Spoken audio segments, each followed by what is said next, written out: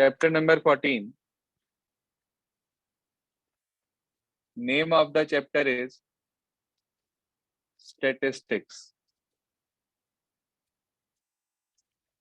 देखो, इस चैप्टर में थोड़ा बहुत काम पिछले साल होता था, लेकिन क्योंकि कोविड की वजह से कुछ पोर्शन जो डिलीट हुआ था, उसमें आपकी एक एक्सरसाइज नंबर 14.4 डिलीट करा दी गई थी, जो कि मीन मीडियन मॉड के ऊपर बेस्ड थी। तो इसलिए आपको क्लास 9th वाला बेसिक फंडामेंटल भी नहीं पता है, तो मैं आपको दोनों चीजें बताकर चलूंगा, क्योंकि मीन मीडियन मॉड निकालने के लिए आपके पास किसी भी टाइप के डेटा पे आ सकता है। अब सबसे पहले हम डिफरेंट टाइप्स ऑफ डेटा के बारे में पढ़ेंगे कि हमारे पास कितने टाइप का डेटा होता है, और हमें हर टाइप के डेटा के लिए मीन निकालना भी सीखना है, मीडियन निकालना भी सीखना है, और मॉड निकालना भी सीखना है। Means we have to cover 9th class mean median mode and 10th class mean median mode also. कहीं से कुछ भी पूछा जा सकता है आपसे, तो ध्यान से सुन लीजिए, नोट करते चलें अपने पास। हमारे पास जो डेटा होता है उसे आमतौर पे दो हिस्सों में बांटा जाता है। एक होता है बेटा जी अनग्रुप्ड डेटा, और दूसरा हमारे पास होता है ग्रुप्ड डेटा। ठीक है जी, एक अनग्रुप्ड और दूसरा ग्रुप्ड। जो ग्रुप्ड डेटा है हमारे पास, उसे फर्दर दो कैटेगरीज में डिवाइड किया जाता है। एक होता है हमारे पास डिस्क्रीट फ्रीक्वेंसी डिस्ट्रीब्यूशन, और एक होता है हमारे पास कॉन्टिन्यूअस फ्रीक्वेंसी डिस्ट्रीब्यूशन। ठीक है जी, डिस्क्रीट फ्रीक्वेंसी डिस्ट्रीब्यूशन और कॉन्टिन्यूअस फ्रीक्वेंसी डिस्ट्रीब्यूशन। अब ये डिस्क्रीट फ्रीक्वेंसी डिस्ट्रीब्यूशन और कॉन्टिन्यूअस फ्रीक्वेंसी डिस्ट्रीब्यूशन जो है ग्रुप डेटा यानी कि जो हमारे पास है, उसमें से जो हमारे पास ग्रुप्ड वाला पार्ट है, ये कॉन्टिन्यूअस वाला पार्ट है, इस कॉन्टिन्यूअस को फिर से दो हिस्सों में बांटा जाता है, एक एक्सक्लूसिव और एक इंक्लूसिव। ठीक है जी, इसको फर्दर दो पार्ट में क्लासिफाई करा जाता है। एक होता है हमारे पास इंक्लूसिव डेटा, एक होता है हमारे पास एक्सक्लूसिव डेटा। अब अनग्रुप्ड कौन सा होता है, ध्यान से समझ लीजिए, जिसके अंदर सिंपल कुछ नंबर्स लिखे होते हैं कि भाई 5 7 3 2 1 9 8 6, कुछ नंबर्स लिखे होते हैं रेंडमली, उनके साथ उनकी कोई फ्रीक्वेंसी नहीं होती। ठीक है जी, बस ये नंबर्स लिखे होते हैं और वो आपसे कहता है कि मीन मीडियन मॉड निकालिए। ये होता है अनग्रुप्ड डेटा। ये पिछले साल क्लास 9th में हुआ करता था, लेकिन डिलीटेड पे आने की वजह से ये आपको क्लास 9th में भी पढ़ाया नहीं गया। हम सबके बारे में अभी पढ़ेंगे। अगला आता है हमारे पास डिस्क्रीट फ्रीक्वेंसी डिस्ट्रीब्यूशन। ये कौन सा होता है डिस्क्रीट फ्रीक्वेंसी डिस्ट्रीब्यूशन? इसमें आपको दो कॉलम्स दिए जाते हैं, एक आपको दिया जाता है xi, एक आपको दिया जाता है fi, मतलब कुछ वैल्यूज जैसे 5 10 15 20 25, और उनकी फ्रीक्वेंसी जैसे 6 4 3 5 7। ठीक है जी, ये होता है डिस्क्रीट फ्रीक्वेंसी डिस्ट्रीब्यूशन। मतलब आपको डेटा को देखकर उसकी पहचान होना बहुत जरूरी है कि ये किस टाइप का डेटा हमें दिया गया है। अगला आता है हमारे पास इंक्लूसिव और एक्सक्लूसिव। ये कौन सा होता है इंक्लूसिव और एक्सक्लूसिव? एक्सक्लूसिव कौन सा होता है पहले इसे समझिए।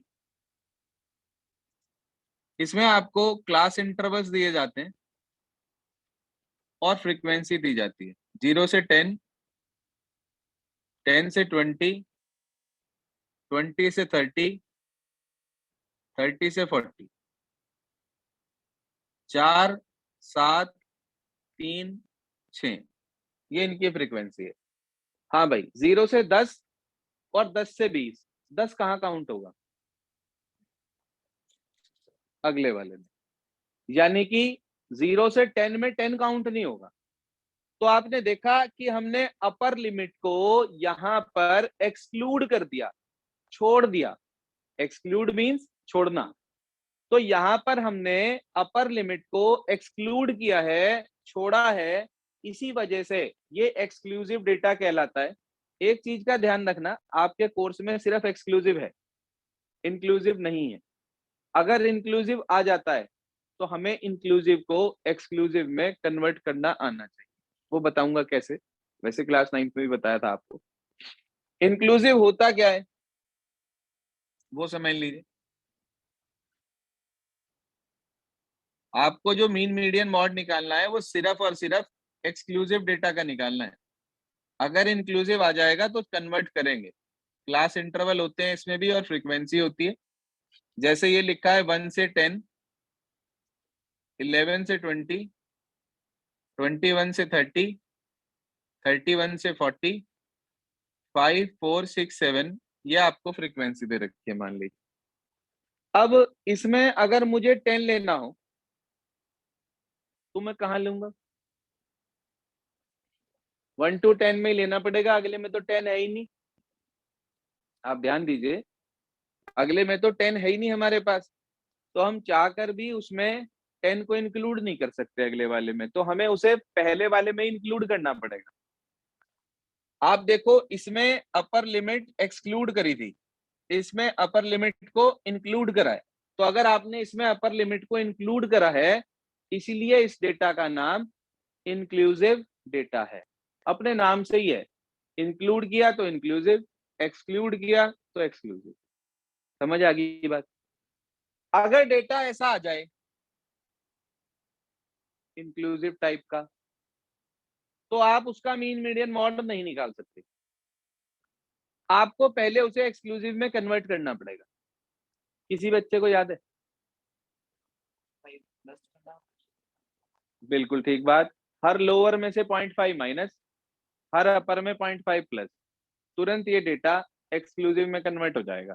देखिए ध्यान से, यहां से 0.5 माइनस करूं तो 0.5, यहां प्लस करूं 10.5, इसमें से माइनस करूं, इसमें प्लस करूं 20.5, इसमें माइनस, इसमें प्लस, इसमें से माइनस, इसमें प्लस। तो आप देख रहे हैं जहां खत्म हो रहा है वहीं शुरू हो रहा है। तो मीन्स दैट ये इजीली कन्वर्ट हो गया एक्सक्लूसिव में। तो आप सबको इंक्लूसिव को एक्सक्लूसिव में कन्वर्ट करना आ गया। डेटा की पहचान हो गई, किस तरह का डेटा होता है हमारे पास। बस यही 4 टाइप में आता है, वैसे 2 हैं, अनग्रुप्ड और ग्रुप्ड।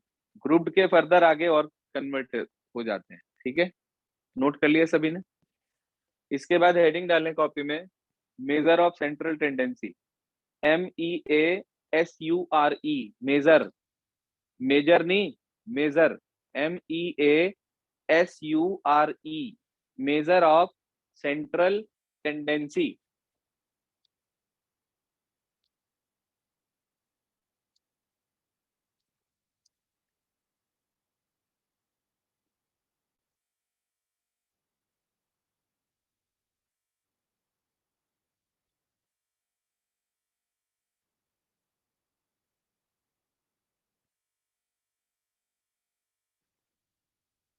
हमें जो मेजर ऑफ सेंट्रल टेंडेंसी यहाँ इस चैप्टर में पढ़नी है, उसमें सबसे पहले हमारे पास आता है नंबर 1 पे मीन, फिर आता है हमारे पास मीडियन, और फिर आता है हमारे पास मॉड। तीनों पर एक एक एक्सरसाइज है। एक टॉपिक और होता है इस चैप्टर के अंदर, जो है हमारे पास ऑजिव कर्व, OGIVE, ऑजिव कर्व, जिसे कि हम क्यूमुलेटिव फ्रीक्वेंसी कर्व भी कह देते हैं। 0.4, जो कि आपके डिलीटेड पोर्शन में आ गया है और आपको वो एक्सरसाइज नहीं करनी है।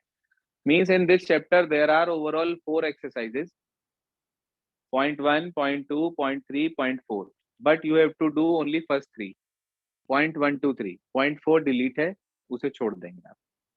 ऑजिव कर्व। अब मीन मीडियन मॉड की अगर हम बात करें,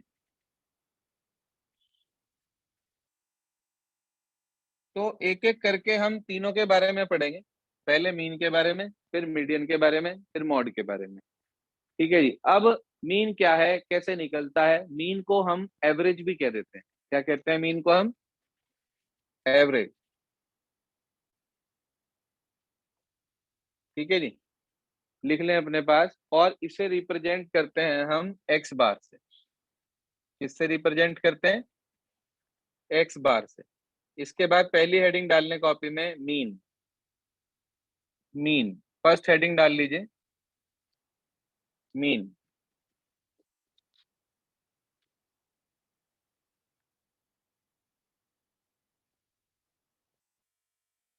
उसमें भी number 1, for ungrouped data. For ungrouped data, इसका क्वेश्चन नहीं मिलेगा आपको 10th की बुक में, एक्स्ट्रा में मिलेगा। ठीक है, 10th की बुक में कोई क्वेश्चन नहीं है अनग्रुप्ड का।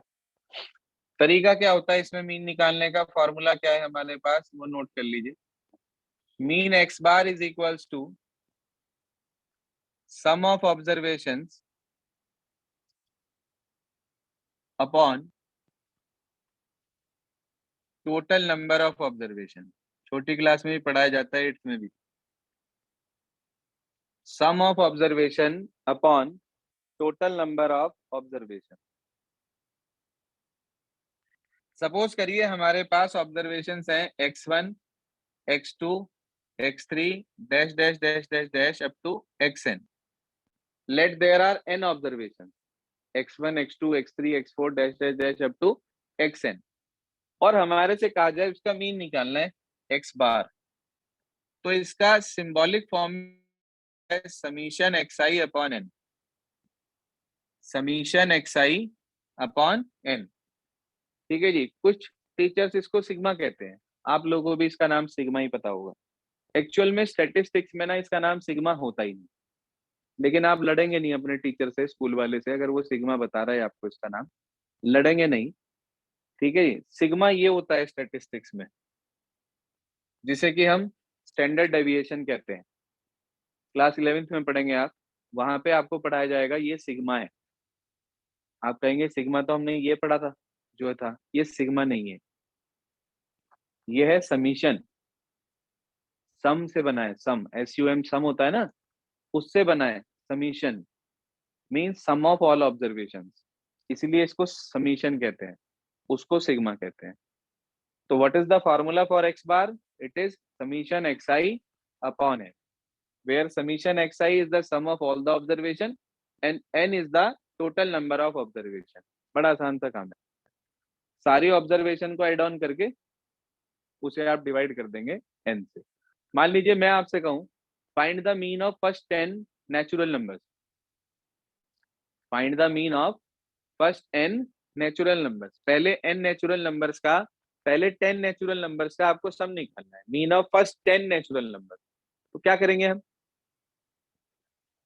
1 plus 2 plus 3 plus 4 plus 5 plus 6 plus 7 plus 8 plus 9 plus 10 upon क्या? 10। तो सबको ऐड कर देंगे आप, 5.5 आपको आंसर मिलेगा, because 55 is the total of first 10 observation. अब जल्दी से कैसे निकाल लिया? Actually sum of n observations का एक डायरेक्ट फॉर्मूला होता है, n into n plus 1 upon 2। ठीक है जी, यहाँ यूज नहीं होगा कहीं, आपकी नॉलेज के लिए बता दिया आपको। मान लो मुझे 10 शुरू की 10 नेचुरल नंबर्स का सम चाहिए, तो मैं इसमें n को 10 रख देता हूँ। कितना आएगा? 10 इंटू 10 प्लस 1, 10 इंटू 11 अपॉन 2। तो 2 से 10 कट गया 5 पे, 11 5 जा 55। ये तो सम आ गया। अब मुझे निकालना है मीन, तो फॉर्मूला है सम अपॉन नंबर, तो 55 अपॉन 10 आ गया 5.5 आंसर। अगर एमसीक्यू पेपर होता तो ये काम करता।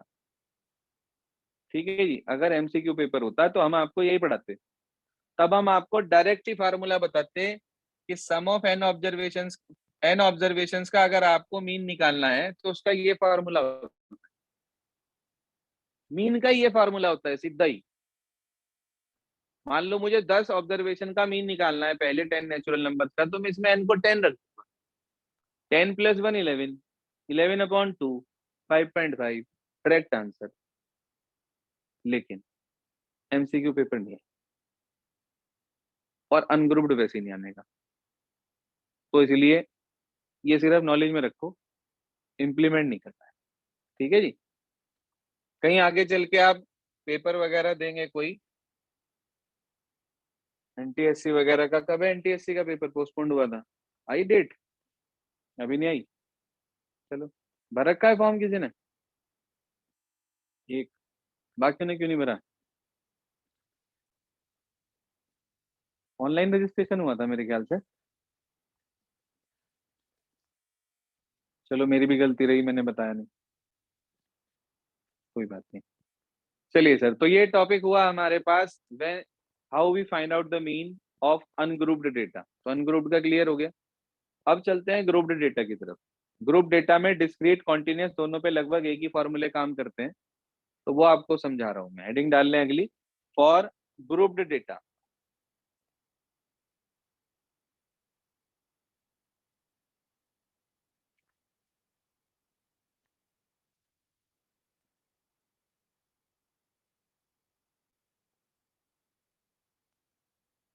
ग्रुप डेटा के मीन निकालने के लिए हमारे पास दो मेथड होते हैं, डायरेक्ट मेथड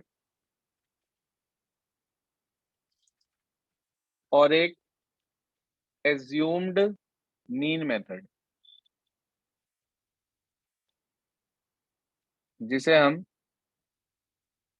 शॉर्टकट मेथड भी कह देते हैं। ठीक है जी। ये वैसे एक तीसरा मेथड भी होता था, काम में आ गया अभी, स्टेप डेविएशन मेथड, नाम पता होना चाहिए। ये अब आपको नहीं करना है क्योंकि ये भी डिलीटेड पोर्शन में आ चुका है। ठीक है जी। तो अब आपके पास मात्र दो ही टाइप के फॉर्मूले बचे हैं मीन निकालने के लिए। कौन कौन से मेथड? डायरेक्ट मेथड और एज्यूम्ड मीन मेथड। ठीक है जी। सुनिए ध्यान से। सबसे पहला ले रहे हैं हम डायरेक्ट मेथड। हेडिंग डाल लें, फर्स्ट हेडिंग है इसकी, डायरेक्ट मेथड। डायरेक्ट मेथड ना वैसे आमतौर पे तब लगाया जाता है जब वैल्यूज बहुत छोटी हो, आराम से मल्टीप्लीकेशन हो जाए। लेकिन ऐसा नहीं है कि बड़ी वैल्यूज हो तो ये फार्मूला गलत आंसर देगा, नहीं, आंसर तब भी ठीक आएगा। अगर एग्जाम में कोई मेथड मेंशन नहीं है तो ये आपकी अपनी मर्जी है कि आप कौन सा मेथड लगा रहे हैं, इधर डायरेक्ट मेथड और एज्यूम मीन मेथड। वैसे मुझे अच्छा लगता था स्टेप डेविएशन, क्योंकि सही मायने में शॉर्टकट वही था, मगर वो काट दिया सीबीएसई ने। नहीं करना है, नहीं करना है तो नहीं करना है, बात खत्म होगी, है ना। अब डायरेक्ट मेथड में करते क्या है, देखो आपको दो कॉलम दिए जाते हैं।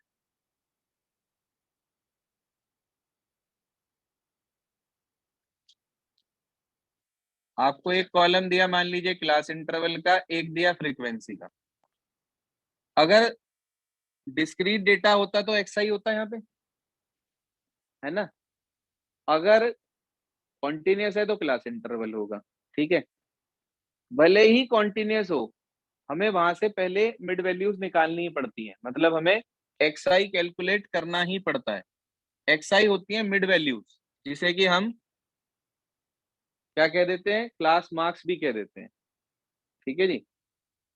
वो कैसे निकलती है मीन मिड वैल्यूज, हम लोग कैसे फाइंड आउट करते हैं, कैसे फाइंड आउट किया जाता है, वो सुन लीजिए। आपके पास इसकी क्लास लिमिट होती है, 0 से 10 है मान लीजिए, 10 से 20 है मान लीजिए, तो दोनों को ऐड करके अपॉन 2 कर दो। 0 + 10 10, 10/2 5, 10 + 20 30/2 15। इस तरीके से क्लास मार्क्स निकल जाते हैं। समझ आ गई बात। तो अगर मान लीजिए ग्रुप्ड में डिस्क्रीट आ जाए या कॉन्टिन्यूस आ जाए, भाई डिस्क्रीट होगा तो एक्सआई भी होगा एफआई भी होगा, फिर तो कोई टेंशन ही नहीं। कॉन्टिन्यूस होगा तो हम एक्सआई पहले निकाल लेंगे। क्लियर होगी बात सभी बच्चों को।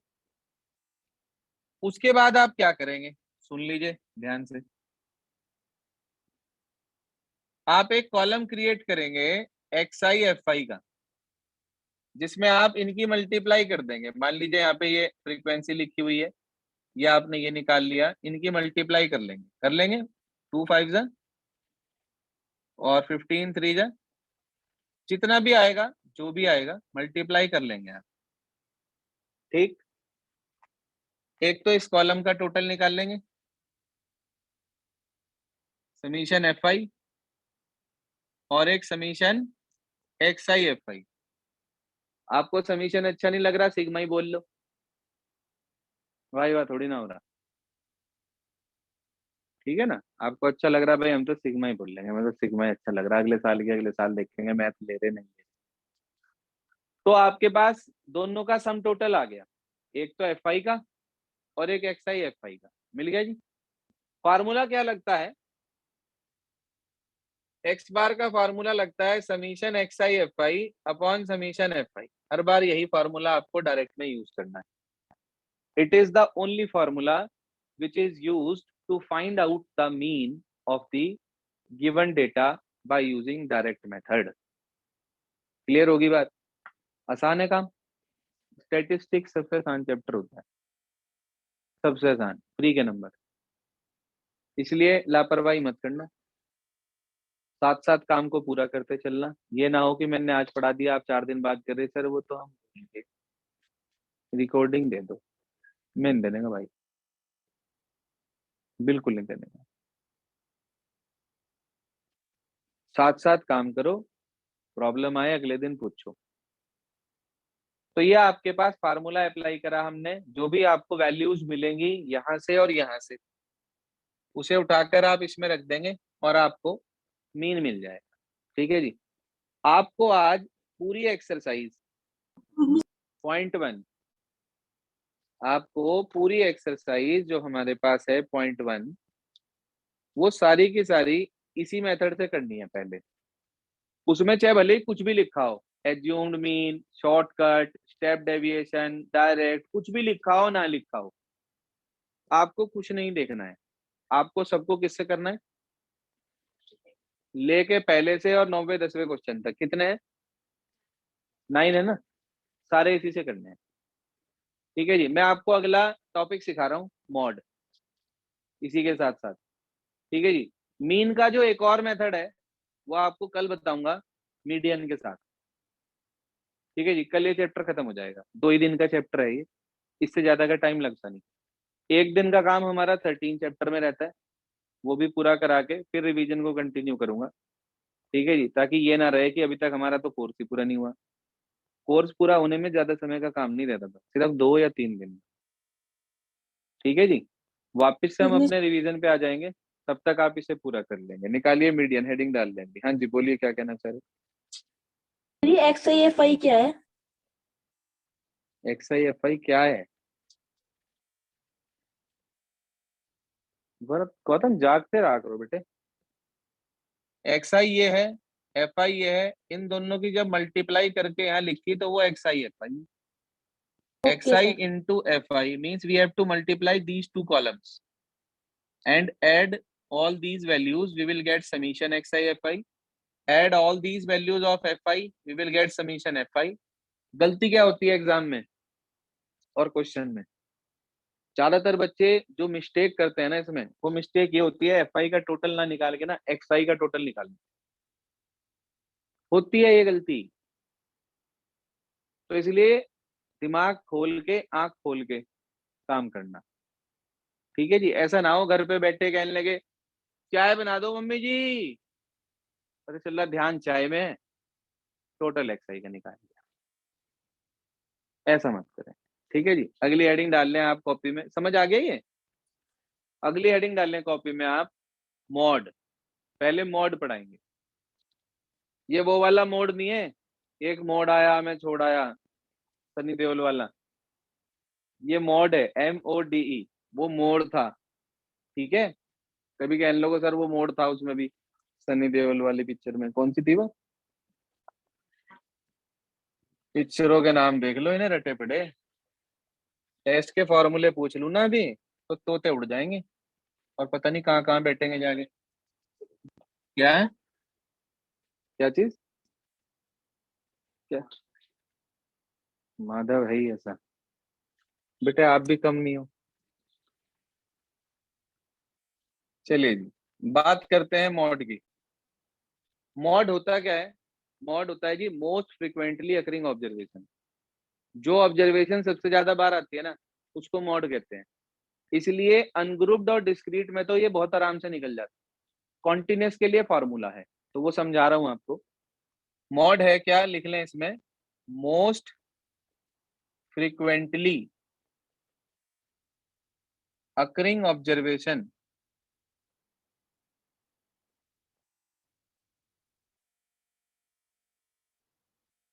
इज नोन एज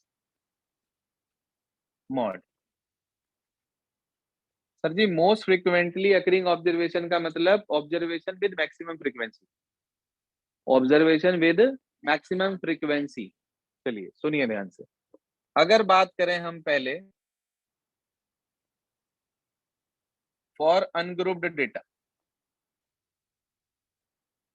मान लीजिए मैंने लिखा डेटा आपके सामने 4 5 6 5 2 5 4 7 5। सबसे ज्यादा बार कौन आ रहा है? 5। तो मैंने देखा 5 हैज मैक्सिमम फ्रीक्वेंसी ऑफ 4। 4 बार आ रहा है, सबसे ज्यादा बार यही आ रहा है, तो इसका मतलब मॉड हो गया 5। पिछले साल था ये टॉपिक, कटवा दिया पता नहीं क्यों। जब अगले साल आना ही था तो पिछले साल क्यों कटवाया? लेकिन कोई बात नहीं, सीबीएसई को तो कुछ नहीं कह सकते ना। इसके बाद दूसरी category for discrete frequency distribution. इसमें डिस्क्रीट अलग है और कॉन्टिन्यूस अलग। डिस्क्रीट फ्रीक्वेंसी डिस्ट्रीब्यूशन, मान लीजिए आपको एक टेबल दी गई जिसके अंदर आपको एक्स आई दिया गया और एफ आई दिया गया। 5 10 15 20, 4 6 7 3। हाँ भाई, सबसे ज्यादा फ्रीक्वेंसी किसकी है? 15 की। आप कहेंगे सिंस 15 हैज मैक्सिमम फ्रीक्वेंसी, तो it implies mode is equals to 15। Ungrouped आसान, डिस्क्रीट आसान। इस साल दोनों ही नहीं है, इस साल कॉन्टिन्यूस है। इस साल जो आपको काम करना है वो कॉन्टिन्यूस का करना है, वो भी आसान है, वो भी बहुत ही आसान है। ध्यान दीजिए कैसे। ये हटा दूं क्या? चलिए यस सर। सुनिए ध्यान से। तीसरी कैटेगरी हमारे पास आती है फॉर कॉन्टिन्यूस फ्रीक्वेंसी डिस्ट्रीब्यूशन। सुनिए ध्यान से।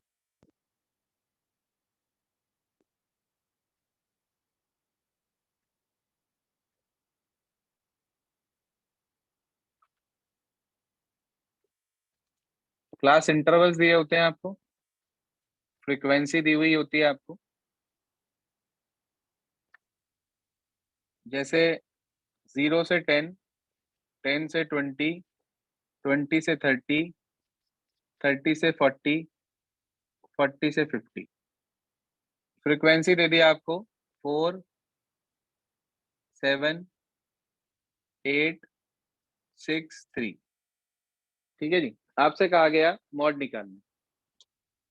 ठीक है, क्या निकालना है? मॉड। सबसे पहला काम, हमें इसमें से ये सिलेक्ट करना है कि सबसे ज्यादा फ्रीक्वेंसी है कौन सी। फ्रीक्वेंसी जो सबसे ज्यादा है 8, वो काम करेगी F0 का। किसका काम करेगी? F0। ठीक है जी, 0 नहीं F1, सॉरी, F1 का। ठीक है सर। और जो उसका क्लास इंटरवल होगा वो कहलाएगा हमारा मॉडल क्लास। यानी कि हमें जो मॉड की वैल्यू मिलेगी वो 20 और 30 के बीच में ही कहीं ना कहीं मिलेगी। ठीक है जी, जो हमारा आंसर आएगा वो 20 और 30 के बीच में ही कहीं आएगा। अब हमने लिखेंगे मॉड का क्या फार्मूला है, पहले समझ लीजिए। मॉड का फार्मूला है L plus F1 minus F0 upon 2f1 minus f0 minus f2 into h। सुन लीजिए एक minute, L plus f1 minus f0 upon 2f1 minus f0 minus f2 into h। अब ये हमें f1 तो पता चल रहा है इसमें से, सिर्फ बाकी टर्म्स क्या हैं तो ध्यान से सुनिए। L क्या है? L है हमारे पास lower limit of modal class, lower limit of modal class, यानी कि यहां से कितनी हुई? 20। शाबाश। F1 मैक्सिमम फ्रीक्वेंसी जो है वो तो सभी को पता है, 8।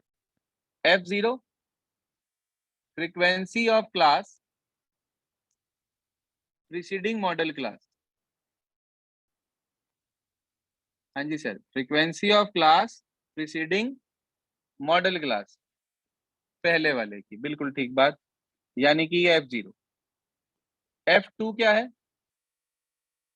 Frequency of class following model class, मतलब बाद वाले की। देखो सीक्वेंस बन गई, 0 1 2। हाँ भाई, F0 F1 F2 बन गई सीक्वेंस। इतनी चीजें समझ में आ गई। H क्या है? H है क्लास साइज, क्लास साइज मतलब upper limit minus lower limit. कोई सी भी अपर में से कोई सी भी लोअर माइनस कर लो, ये गैप बराबर होगा तभी मॉड निकलेगा, नहीं तो मॉड निकलेगा नहीं। सब में देख लो 10 का गैप है, इसका मतलब H कितना हो गया?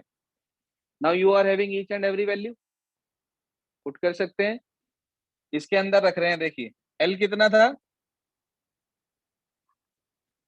20, फिर प्लस F1 माइनस F0 यानी कि 8 minus 7 upon 2F1 16 minus F0 minus F2 into H 10। जरा इसको सिंप्लीफाई करो, बोलो।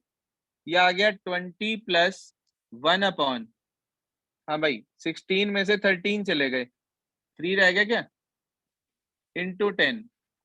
तो 20 प्लस 10 को 3 से डिवाइड करा, 3.33 आ गया। तो आंसर आ गया 23 पॉइंट। जरा चेक करना क्या हमारा आंसर 20 और 30 के बीच में आ रहा है?